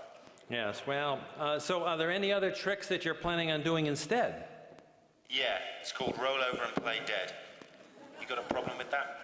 No, not at all. But what's Robert going to do at parties without you? You're the star of the show. Let him do his own stupid trick. Spin a plate or something. Well, the good news is there are a number of talented other animals who are ready to step into Monty's shoes and work with Robert. And we've got a few clips of some of the animals who are auditioning to be Robert's new partner.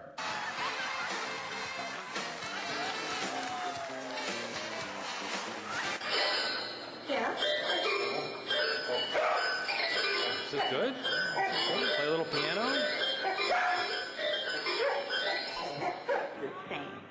Climb a tree. This is fun. How many dogs can do that? That's a good trick. You have to do outdoor shows. Skateboards are good. Never have enough skateboard action. That you could make friends with that one, Robert. Here's a little bird. Want to get out of the dog thing? We got a little bird golfer, a little bird basketball player. This could entertain your friends. And finally, we got this dog that is really into bikes. Not a lot of dogs can ride a bike. Watch this dog, gets the pedals and the feet on the pedals, and he's ready to go. So this is very cool. So there's a lot of people to replace Monty, I hope, because Bob could not do this alone. But he does a lot of other things in this city, and we all know him as an incredible volunteer, an amazing philanthropist. I see him through the prism of the United Way, and not only what he does with his own wealth, but the people he convinces to help us with the United Way. And Boston is a much better place because Bob Beal is in it, and if it takes Monty to help him out, I'm happy to help him too. So thank you.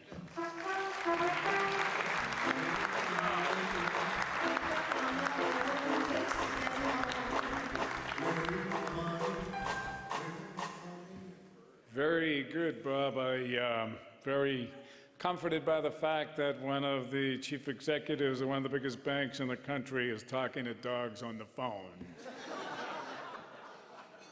I wonder why this economy is going down the tubes. And we're worried about foreclosures. What effect has it had on you? That's what I want to know, Bob. Good? Monty, we hate those other dogs, don't we? Yes, we hate them. He was barking. Ladies and gentlemen, now I'd like to introduce another roaster. Carol LeBron has been the Chief Operating Officer of Combined Jewish Philanthropies for the past 11 years. Prior to joining the CJP, Carol spent more than 20 years in healthcare, serving as the executive director of the Boston Home, as well as several other long-term care facilities. Carol's first career was in the Office of Economic Opportunities Health Office in Washington, where the Neighborhood Health Center movement began in the late 1960s. She came to Boston to become the administrator of the Department of Preventative Medicine at Tufts, which ran the Columbia Point and Tufts Dental Health Centers. Carol serves on the board of Hebrew Rehabilitation Center and has been on the boards of Planned Parenthood, League of Massachusetts, VinFen, the Mass Long-Term Care Foundation, and the Committee to End Elder Homelessness. Let's give her a welcome to Carol LeBron.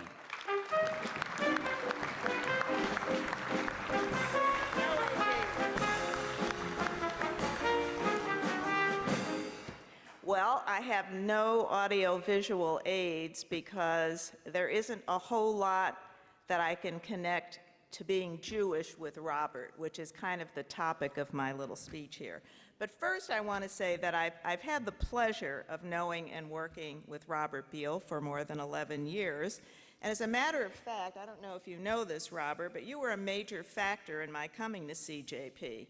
After a very long courtship with a search firm playing matchmaker, I was still undecided about making a move from healthcare, where I was very comfortable and connected, to Jewish communal work, where I was neither connected nor comfortable.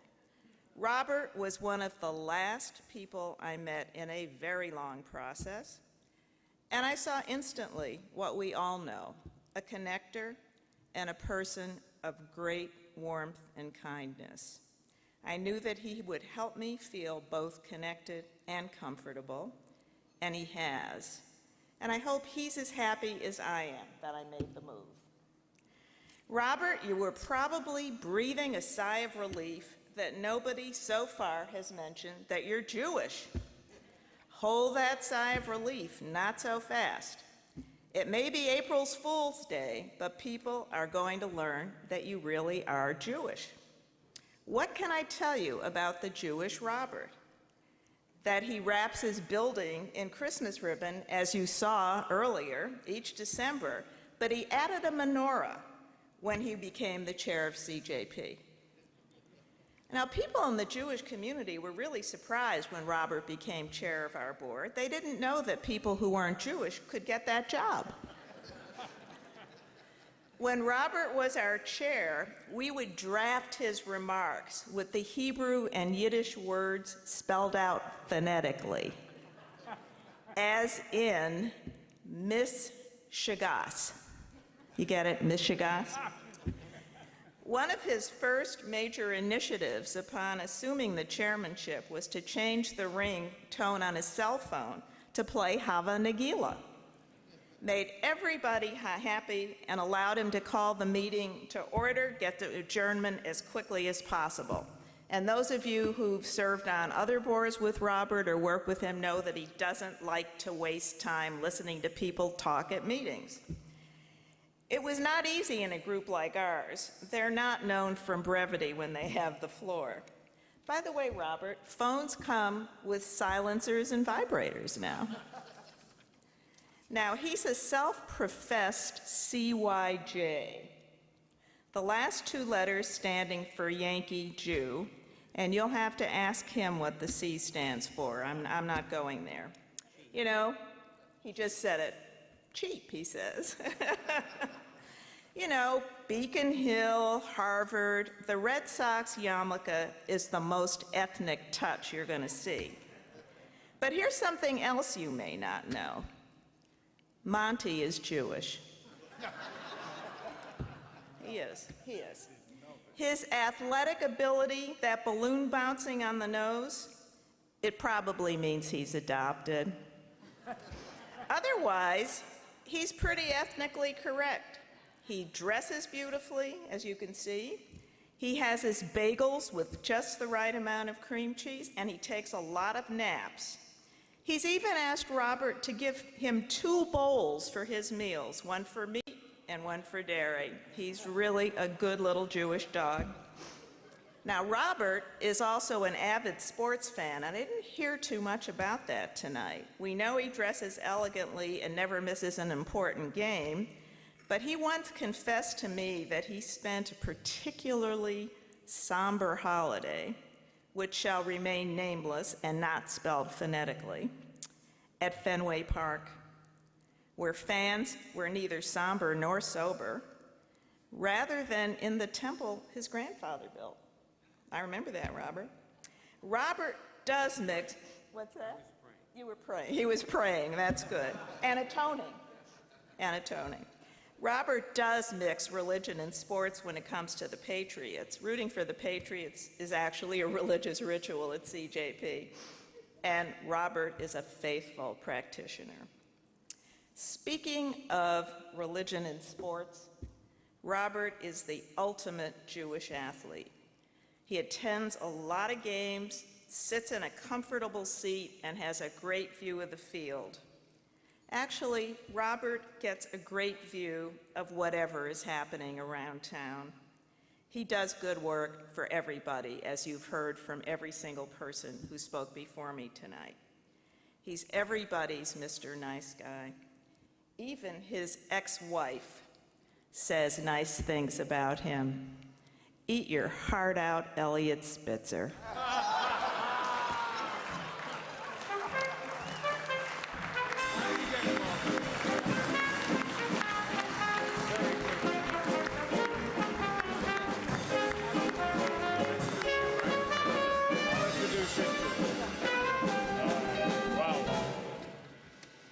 Thank you, Carol. That was very good. I'm shocked to find out that Bob was Jewish. Never knew that. Oy vey.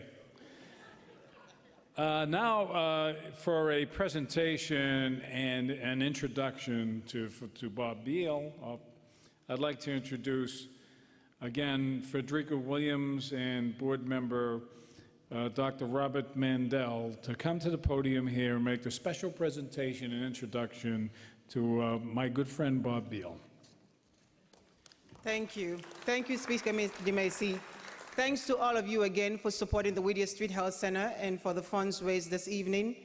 And on behalf of the Board of Directors, the patients of the Whittier Street Health Center and staff, would like to present this award to Robert Beal, Roast for Robert Beal, Top Dog for Boston's Underserved, April 1st, 2008, a benefit for Whittier Street Health Center. Thank you so much, Robert, for all you do for our community, including the Whittier Street Health Center. Thank you.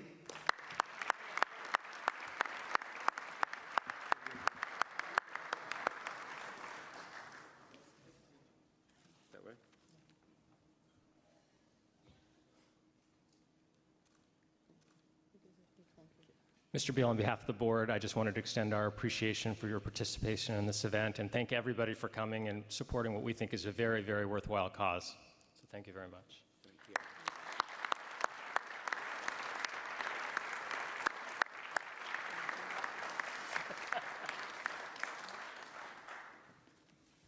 Ladies and gentlemen, Mr. Robert Beal. Thank you, my friend. Wait. Interrupt. I'm sorry. All right. I'm sorry. It wasn't in the script. Wait a minute. You want to say? No, I'm sorry. We made a mistake here. We have an interloper here. Oh. Neil Chayette, ladies and gentlemen. This is Neil Chayette, looking at the law.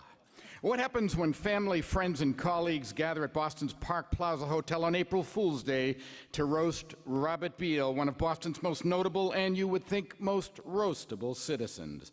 That, thankfully, is a question the Supreme Judicial Court of Massachusetts will never have to answer. This case, which took place shortly after a massive recall of Roast Beal, actually got started when the Whittier Street Health Center decided to roast Robert at a fundraiser, and Robert allegedly agreed in a verbal contract to be the guest of dishonor at the event. The problem came when the health center started asking for volunteers to roast Robert and were surprised when everyone turned them down. At first, there were the typical excuses. We have other plans for the evening. I gave it the office. Then the real truth came out. A roast was not possible since Robert had absolutely no record worthy of scorn. Had never done anything that was not genuine, that despite being a successful businessman, no evidence of lying, cheating, or stealing, and Robert had apparently never even once been sarcastic, mean, or cheap. Alice Roosevelt once said, if you've got something bad to say about someone, come sit right next to me, and with Robert, no one showed up. Robert was thus unable to fulfill his verbal contract to be roasted, causing the health center to bring suit for breach of faith and fraud in the inception. During lengthy depositions, Harvard responded, we're just not smart enough to roast Robert. The Jewish community answered, oy vey, to roast Robert would take chutzpah even we don't have. The Beals company said the elevator doesn't go to that floor. And even Bruce said the only sibling rivalry I can think of is the new restaurant in the South End. One thing led to another, and the civil case actually turned up evidence of criminal activity.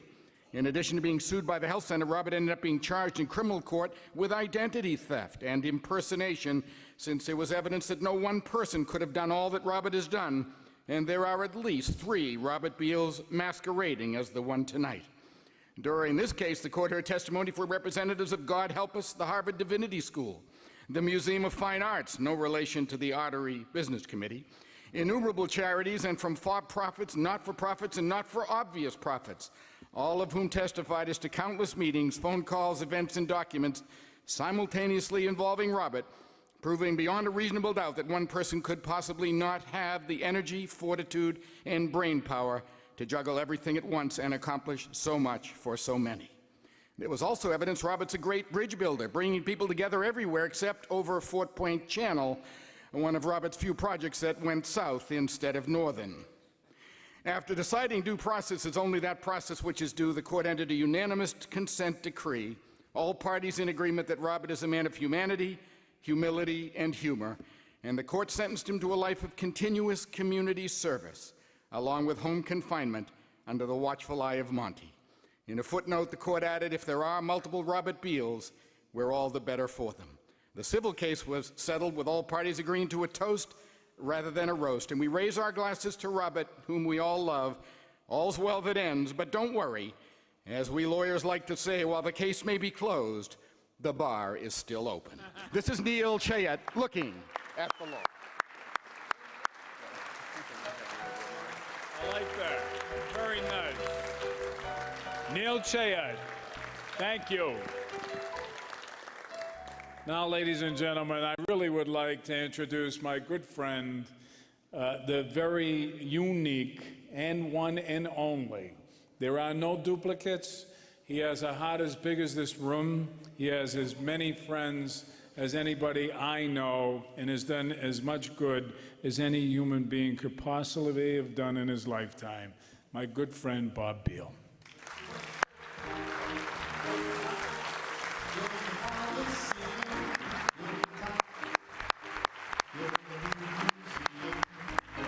Thank you. Thank you very much. Thank you. We said we'd have you out of here by 9 o'clock, and hopefully we will do it on time. I just want to express my appreciation to all of you for being here tonight. It's a tremendous honor, very flattered. I enjoyed the little humor. And most of all, Frederica, you can be so proud of what Whittier Center is doing to help those in need. Frederica gave me a tour of the center 10 days ago, just absolutely, as you saw in the video, fabulous. I'd also like to say that we need a round of applause for Bo Winokur and his band. They've always played at my birthdays, and Bo.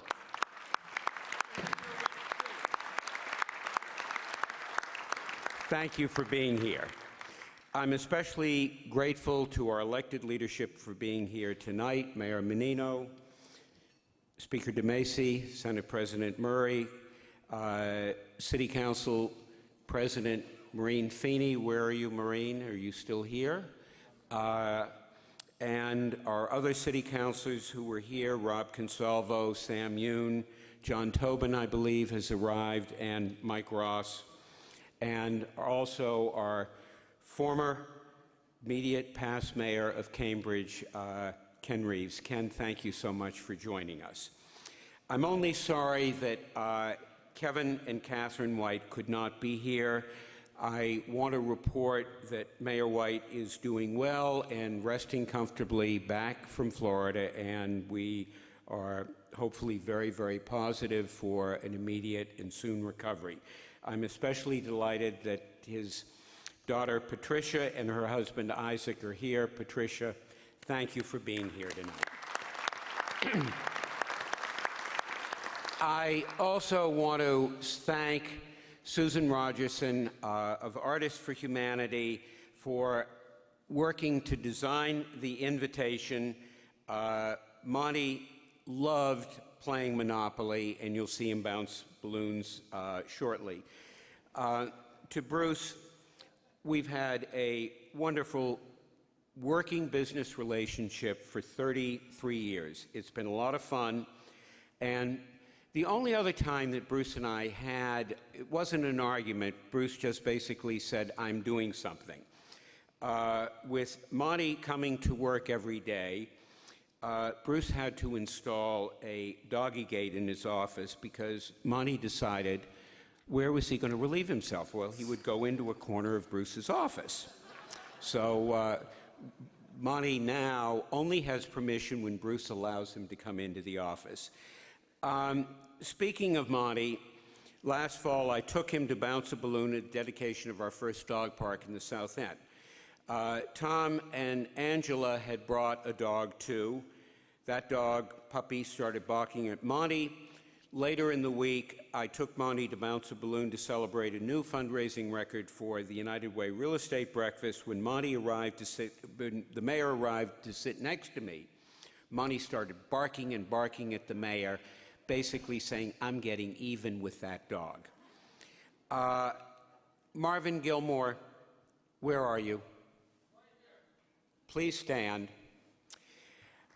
Marvin was on the board of the zoo with me for many years.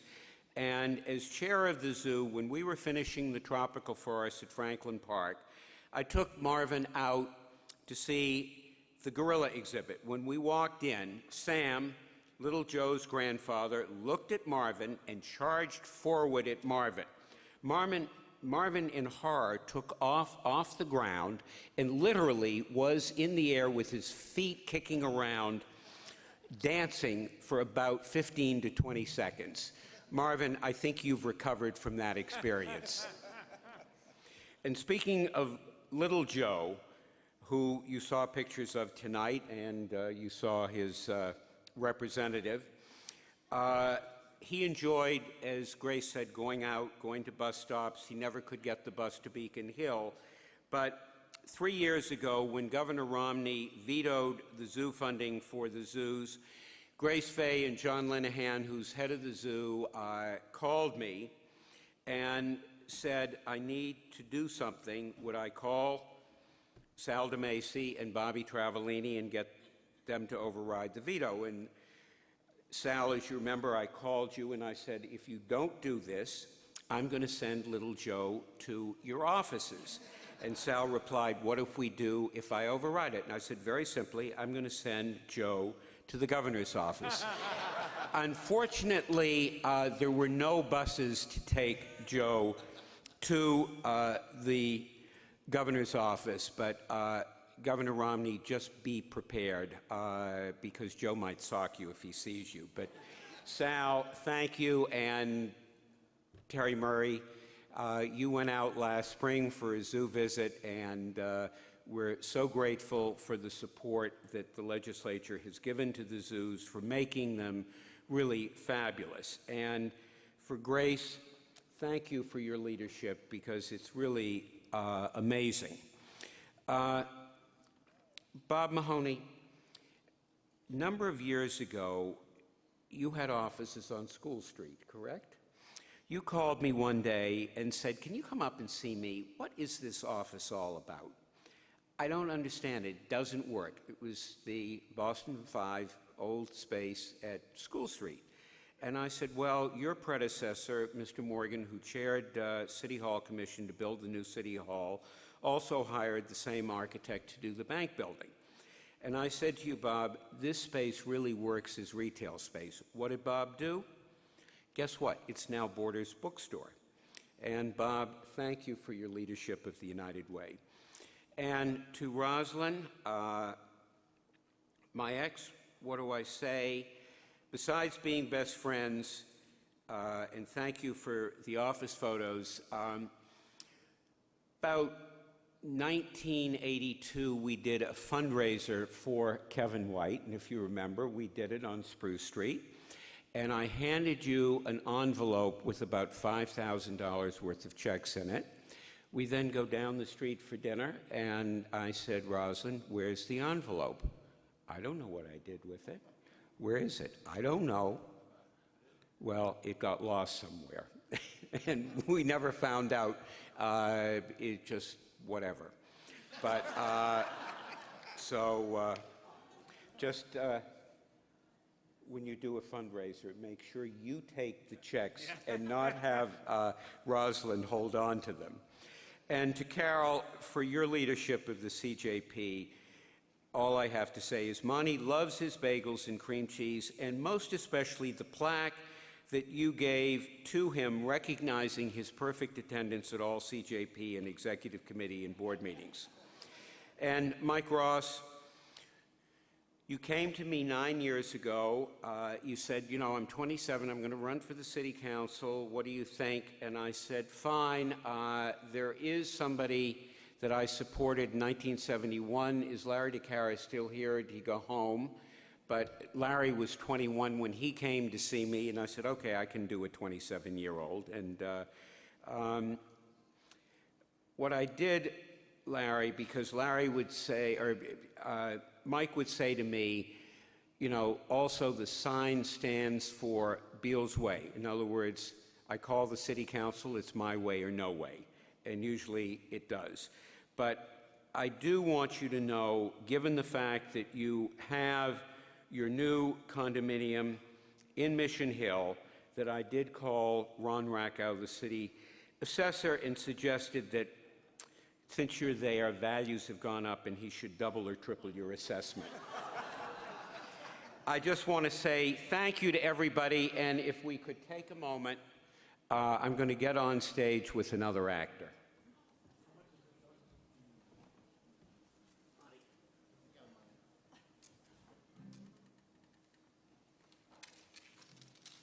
Do it.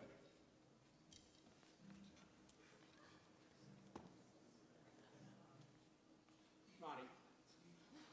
Monty.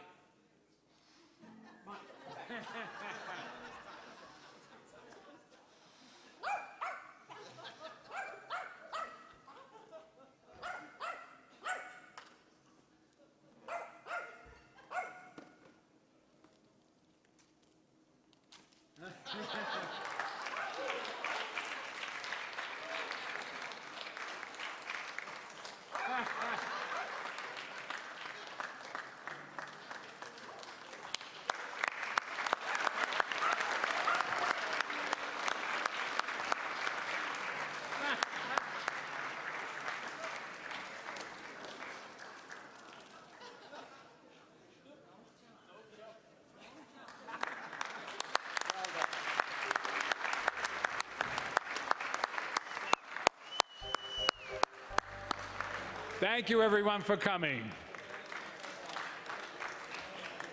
Thank you. This was wonderful. You did an excellent job. Thank you.